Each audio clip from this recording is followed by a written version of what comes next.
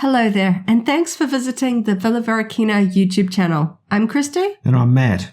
We're long-standing Star Wars fans who live and breathe Star Wars every day. Welcome to another installment of Our Week of Star Wars, a series recapping the Star Wars fun we've had during the past week. Let's get the ball rolling by talking about last week's episode of The Acolyte, episode 7, entitled Choice.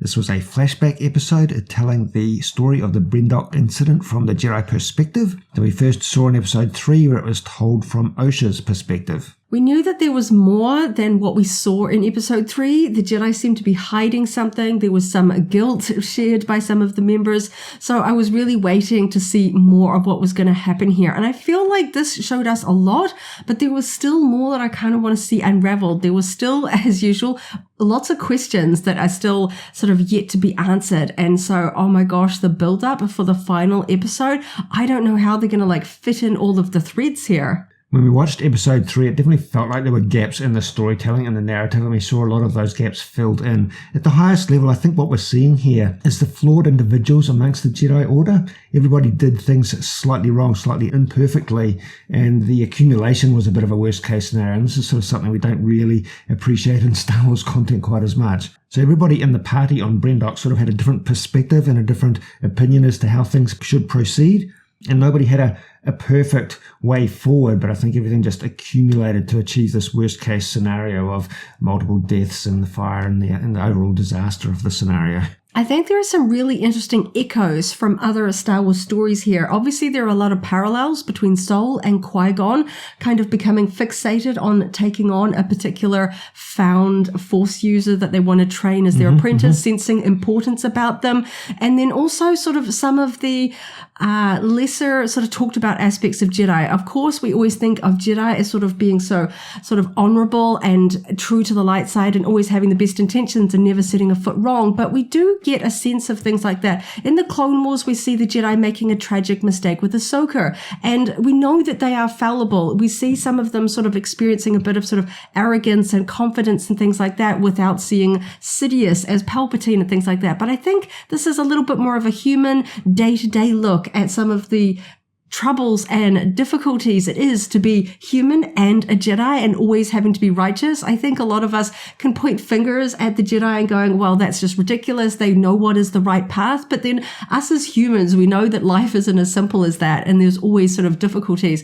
One thing I kind of missed in this episode is we went a whole episode without the Stranger. Now, that is a really fascinating character. And I really hope we get a lot more kind of unraveling a little bit with that character in the final episode. I think there was just so much mystery there, and I really like the sort of interesting perspective that the Jedi aren't necessarily the best way to sort of train and use the Force. I think it's really interesting because, of course, in the original trilogy, it's very black and white, Sith and Jedi, good and bad, and I think it's really interesting exploring different viewpoints here. Oh yeah, undoubtedly, and we'll see more of the Stranger next week. We'll have a lot to talk about next week. So as well as watching the most recent episodes of The Acolyte, we've started a Ahsoka series rewatch, which is quite fun at the moment. Of course, we do go back and rewatch the Disney Plus Star Wars series on regular occasion, but this particular Ahsoka rewatch was sparked off by the new Ahsoka series characters being added to one of our favorite app games, Star Wars Galaxy of Heroes. First off, we got the Night Trooper, and just recently, this past week, they have revealed the Morgan Elsbeth character that will be being added into the game very soon. So, of course, we kind of like to play along or watch along, so it was the perfect time to start an Ahsoka series rewatch to kind of reacquaint ourselves with all of the fantastic characters and events and details of that show. Definitely worth watching again and again. I always pick up so much more on a second and third rewatch. Yeah, I think we'll start unpacking the details a little bit more as we move through it. But one thing I just wanted to touch on, I'm really, really enjoying the visuals of this. The fact that we can see the animated locations such as Lothal come to life in live action, but also the blending with those aspects with what we know from sort of live action Return of the Jedi visuals. It's that bridging between those sort of aspects I'm really, really enjoying. So we just talked about Star Wars Galaxy of Heroes, a mobile app game that we play. Also another mobile app game that we play on a very regular basis, pretty much daily, Star Wars Card Trader. There are lots of weekly sets in this game where they release a new card for a specific set each week. There is a ongoing series called Top's Choice, and this week's card is the Imperial Security Bureau. Now, this particular set does have high odds. It's hard to pull the cards. I generally don't chase this particular set, but the Imperial Security Bureau card was one that we definitely both wanted, as this is a filming location from the Andor series that we actually visited last year when we were in London for Celebration Europe. It's always kind of fun to have a little bit of a digital memento of a trip that was so special for us. So we actually have a video up on our channel of the time that we spent at that Andor filming location, comparing what we see on the screen in the streaming series and what we saw in real life. There's a lot of fun putting that video together, but also a lot of fun actually being there, of course. We had quite a wide variety of shopping experiences this past week, starting off with a couple of vintage collection figures.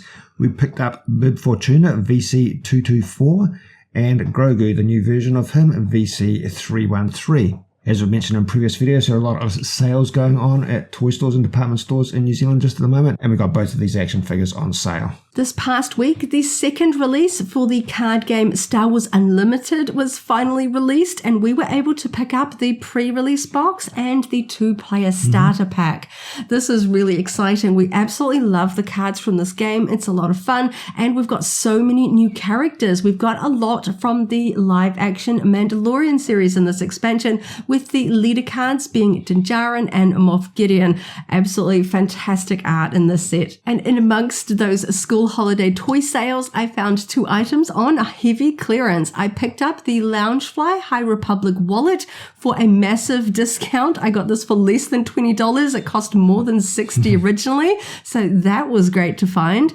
And I also picked up the Funko Soda Luke Skywalker for half price. This was one that we didn't really ever find when it originally came out. Funko Sodas are harder to find here in New Zealand, so being able to find one that we're looking for is always great, and half off is even better. So really great to add that one to our collection. Yeah, a little bit of an odd sequence because we actually had the convention version of the same character already in our collection, but not the standard one. In terms of YouTube videos that we've uploaded to our channel in the past week, starting off with the Vintage Collection, we got our hands on a Vintage Collection 4-pack of Thrawn's Night Troopers and Captain Enoch. Fantastic set of figures. We haven't been able to get many of these Army Builder packs here in New Zealand, but that one we were not wanting to miss out on. It's a really, really good looking set of characters. And also from a recent wave, VC313, the new version of Grogu, as mentioned earlier.